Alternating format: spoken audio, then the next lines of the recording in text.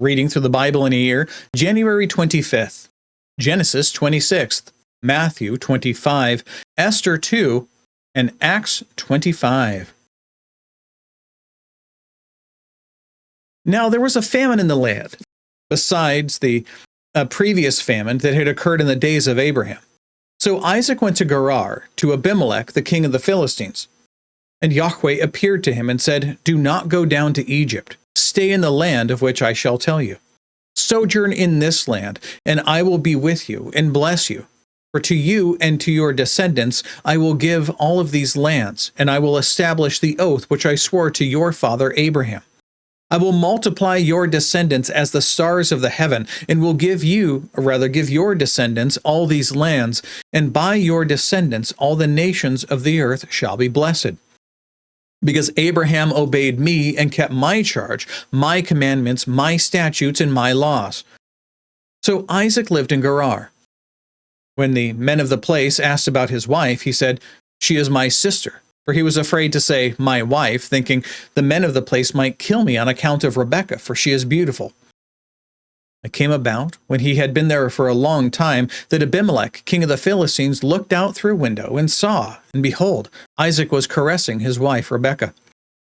Then Abimelech called Isaac and said, "Behold, she certainly is your wife. How then did you say she is my sister?" And Isaac said to him, "Because I said I might die on account of her." And Abimelech said, "What is this you have done to us? One of the people might easily have lain with your wife, and you would have brought guilt upon us." So Abimelech charged all the people, saying, "He who touches this man or his wife shall surely be put to death." Now Isaac sowed in that land, and reaped in the same year 100-fold, and Yahweh blessed him. And the man became rich, and continued to grow richer until he became very wealthy. For he had possessions of flocks and herds and a great household, so that the Philistines envied him. Now, all the wells which his father's servants had dug in the days of Abraham his father, the Philistines stopped up by filling them with earth. Then Abimelech said to Isaac, "Go away from us, for you are too powerful for us." And Isaac departed from there, and camped in the valley of Gerar, and settled there. Then Isaac dug again the wells of water which had been dug in the days of his father Abraham, for the Philistines had stopped them up after the death of Abraham. And he gave them the same names which his father had given them. But when Isaac's servants dug in the valley and found there a well of flowing water, the herdsmen of Gerar quarreled with the herdsmen of Isaac, saying, "The water is ours." So he named the well Esek, because they contended with him. Esek meaning contentions. Then they dug another well, and they quarreled over it too, so he named it Sitnah, meaning enmity. He moved away from there and dug another well, and they did not quarrel over it, so he named it Rehoboth, meaning broad places. For he said, "At last Yahweh has made room for us, and we will be fruitful in the land."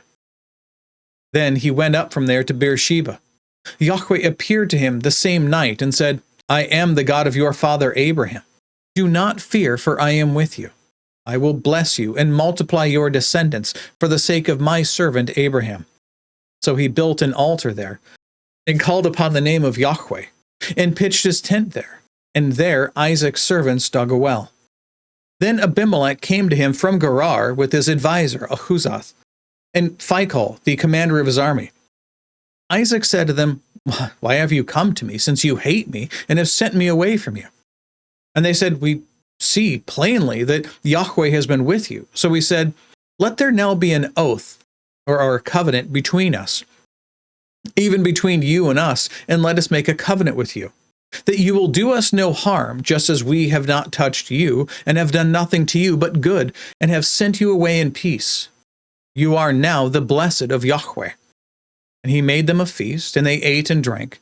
In the morning they arose early and exchanged oaths. Then Isaac sent them away, and they departed from him in peace. Now it came about on the same day that Isaac's servants came in and told him about the well which they had dug, and said to him, "We have found water." So he called it Sheba. Therefore the name of the city is Beersheba to this day.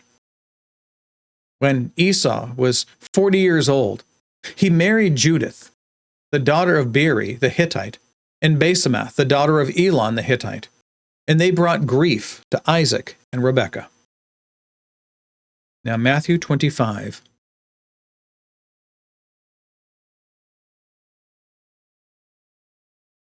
Jesus continues. Then the kingdom of heaven will be compared to 10 virgins who took their lamps and went out to meet the bridegroom. 5 of them were foolish and 5 were prudent. For when the foolish took their lamps, they took no oil with them, but the prudent took oil in flasks along with their lamps. Now while the bridegroom was delaying, they all got drowsy and began to sleep.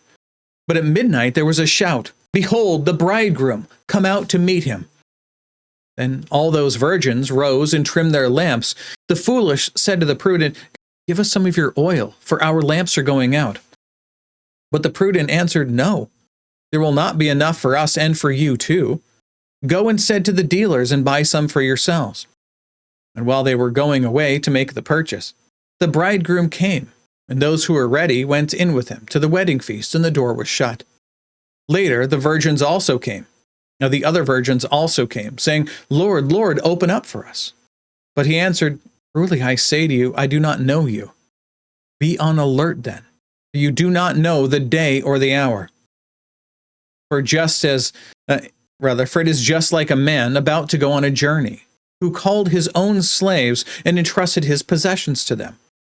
To one he gave 5 talents. Now briefly, a talent is, I'm going to read the note on it here because it'll tell me, it's about 15 years' wages for a laborer. It's a lot of money, right?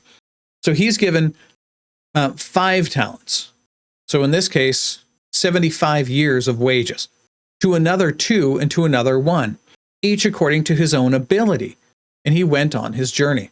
So he knew what they could do and what he expected them to do with it, and he gave it to them so that they might, engage in business while he's gone.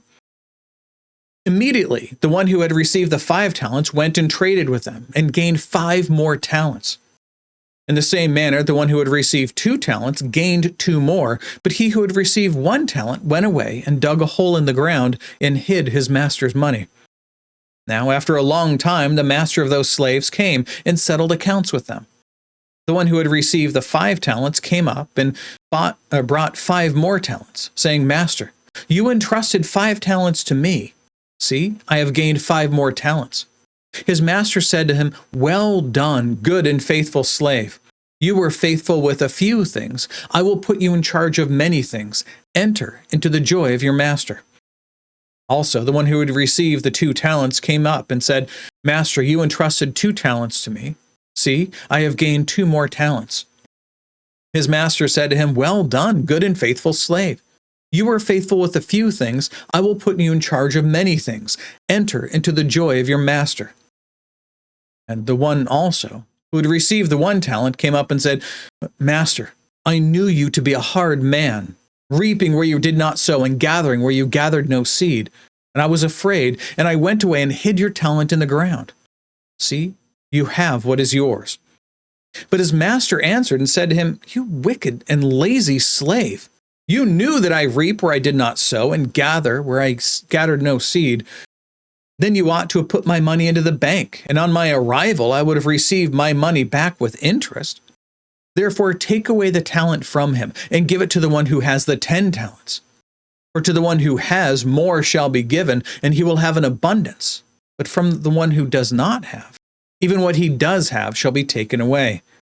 And throw out the worthless slave into the outer darkness. In that place there will be weeping and gnashing of teeth." This isn't about investing money. Remember that the Holy Spirit gives to each person a gifting of some sort, something that the Holy Spirit is intending to do through you. And it's our responsibility to find out what that thing is. Typically go to your elders at church and ask them, and they can help you find what your gifting is. And then they can try you in a few different positions to figure out how you can best serve the church of God, and then you go and do that thing. And that's being fruitful with or at least producing fruit for what it is that God has entrusted within you. That's what the point is. Continuing on. But when the Son of Man comes in his glory, remember he's responding to his disciples who are asking him about, what it's going to be like in the future. And all the angels with him, then he will sit on his glorious throne. And all the nations will be gathered before him, and he will separate them from one another, as the shepherd separates the sheep from the goats. And he will put the sheep on his right and the goats on the left. Then the king will say to those on his right, "Come, you who are blessed of my Father, inherit the kingdom prepared for you from the foundation of the world. For I was hungry, and you gave me something to eat. I was thirsty, and you gave me something to drink.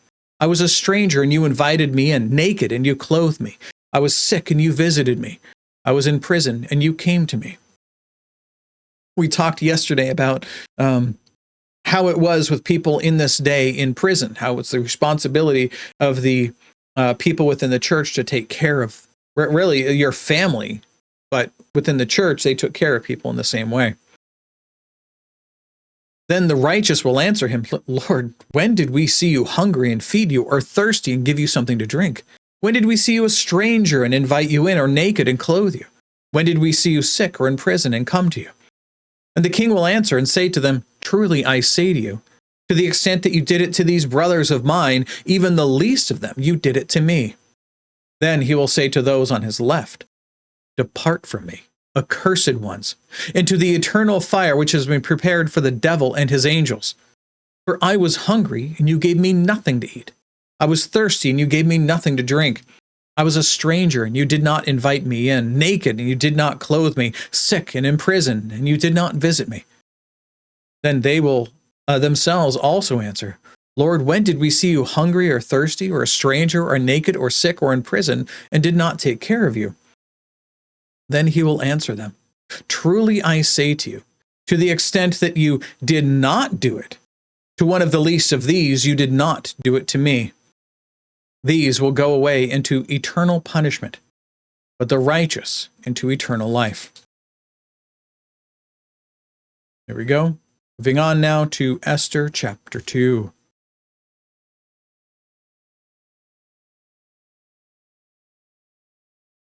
After these things, when the anger of King Ahasuerus had subsided, he remembered Vashti and what she had done and what had been decreed against her.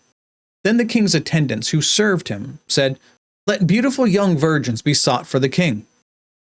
Let the king appoint overseers in all the provinces of the kingdom, that they may gather every beautiful young virgin to the citadel in Susa, to the harem, and to the custody of Haggai, the king's eunuch, who is in charge of the women, and let their cosmetics be given them. Then let the young lady who pleases the king, be queen in place of Vashti." And the matter pleased the king, and he did accordingly. Now there was in the citadel of Susa a Jew whose name was Mordecai, the son of Jair, the son of Shimei, the son of Kish, a Benjaminite, who had been taken into exile from Jerusalem with the captives who had been exiled with Jeconiah, king of Judah, whom Nebuchadnezzar, the king of Babylon, had exiled. He was bringing up Hadassah, that is, Esther, his uncle's daughter, for she had no father or mother. Now the young lady was beautiful of form and face, and when her father and her mother died, Mordecai took her as his own daughter. And so it came about, when the command and decree of the king were heard, and many young ladies were gathered to the citadel of Susa, into the custody of Haggai, that Esther was taken to the king's palace into the custody of Haggai, who was in charge of the women. Now the young lady pleased him and found favor with him. So he quickly provided her with cosmetics and food, and gave her seven choice maids from the king's palace, and transferred her and her maids to the best place in the harem. Esther did not make known her people or her kindred, for Mordecai had instructed her that she should not make them known. Every day Mordecai walked back and forth in front of the court of the harem to learn how Esther was and how she fared. Now, when the turn of each young lady came to go into King Ahasuerus, after the end of her 12 months under the regulations for the women, for the days of their beautification was completed as follows: 6 months with oil of myrrh, and 6 months with spices and the cosmetics for women. The young lady would go in to the king in this way. Anything that she desired was given her to take with her from the harem of the king's palace. In the evening, she would go in, and in the morning she would return to the second harem, to the custody of Shaashgaz, the king's eunuch who was in charge of the concubines. She would not again go into the king unless the king delighted in her, and she was summoned by name. Now, when the turn of Esther, the daughter of Abihail, the uncle of Mordecai, who had taken her as his daughter, came to go into the king, she did not request anything except what Haggai, the king's eunuch who was in charge of the women, advised. And Esther found favor in the eyes of all who saw her. So Esther was taken to King Ahasuerus to his royal palace in the 10th month, which is the month of Tebeth, in the 7th year of his reign. The king loved Esther more than all the women, and she found favor and kindness with him more than all the virgins, so that he set the royal crown on her head and made her queen instead of Vashti. Then the king gave a great banquet, Esther's banquet, for all his princes and servants, and he also made a holiday for the provinces and gave gifts according to the king's bounty. When the virgins were gathered together a second time, then Mordecai was sitting at the king's gate. Esther had not yet made known her kindred or her people, even as Mordecai had commanded her. For Esther did what Mordecai told her, as she had done when under his care. In those days, while Mordecai was sitting at the king's gate, Bigthan and Teresh, two of the king's officials from those who guarded the door, became angry and sought to lay hands on King Ahasuerus. But the plot became known to Mordecai, and he told Queen Esther, and Esther informed the king in Mordecai's name. Now, when the plot was investigated and found to be so, they were both hanged on a gallows, and it was written in the book of the Chronicles in the king's presence. It's foreshadowing. It comes up later. Concluding today in Acts chapter 25.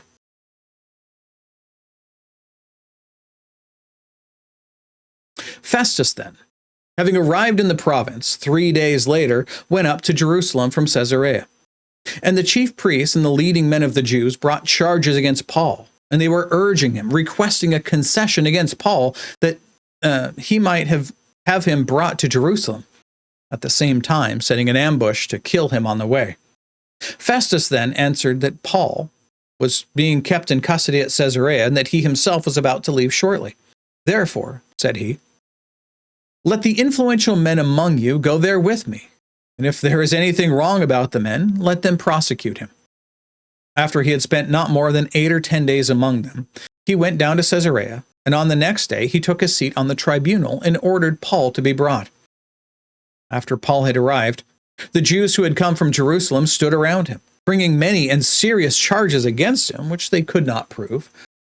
While Paul said in his own defense, I have committed no offense, either against the law of the Jews or against the temple or against Caesar. But Festus, wishing to do the Jews a favor, answered Paul and said, are you willing to go up to Jerusalem and stand trial before me on these charges? Paul said, I'm standing before Caesar's tribunal, where I ought to be tried. He's basically saying there's no greater court in the land. I have done no wrong to the Jews, as you yourself very well know. If then I am a wrongdoer and have committed anything worthy of death, I do not refuse to die. But if none of these things is true, of which these men accuse me, well, no one can hand me over to them. I appeal to Caesar. When Festus had conferred with his council, he answered, you have appealed to Caesar you shall go. Now, when several days had elapsed, King Agrippa and Bernice arrived at Caesarea and paid their respects to Festus. While they were spending many days there, Festus laid Paul's case before the king, saying, there was a man who was left as a prisoner by Felix. When I was at Jerusalem, the chief priests and the elders of the Jews brought charges against him, asking for a sentence of condemnation, meaning death, against him. I answered them that it is not the custom of the Romans to hand over any man before the accused meets his accusers face to face and has an opportunity to make his defense against the charges. So, after they had assembled here, I did not delay, but on the next day I took my seat on the tribunal and ordered the man to be brought before me. When the accuser stood up, they began bringing charges against him, not of such crimes as I was expecting, but they simply had some points of disagreement with him about their own religion and about a dead man, Jesus, whom Paul asserted to be alive. Being at a loss how to investigate such matters, I asked whether he was willing to go to Jerusalem and there stand trial on these matters. But when Paul appealed to be held in custody for the emperor's decision, I ordered him to be kept in custody until I send him to Caesar. Then Agrippa said to Festus, I also would like to hear the man myself, and tomorrow, said he, you shall hear him. So on the next day, when Agrippa came together with Bernice amid great pomp, and entered the auditorium accompanied by the commanders and the prominent men of the city, at the command of Festus, Paul was brought in. And Festus said, King Agrippa, and all you gentlemen here present with us, you see this man about whom the whole people of the Jews appealed to me, both at Jerusalem and here, loudly declaring that he ought not to live any longer. But I found that he had committed nothing worthy of death, and since he himself appealed to the emperor, I decided to send him. Yet I have nothing definite to write. I have nothing definite about him to write my lord. Therefore, I have brought him before you all, and especially before you, King Agrippa, so that after the investigation has taken place, I might have something to write. For it seems absurd to me, in sending a prisoner, not to indicate also the charges against him. And that is it. That is all the reading and all of the notes for today. God willing, we'll be back tomorrow. Behold, the word of the Lord.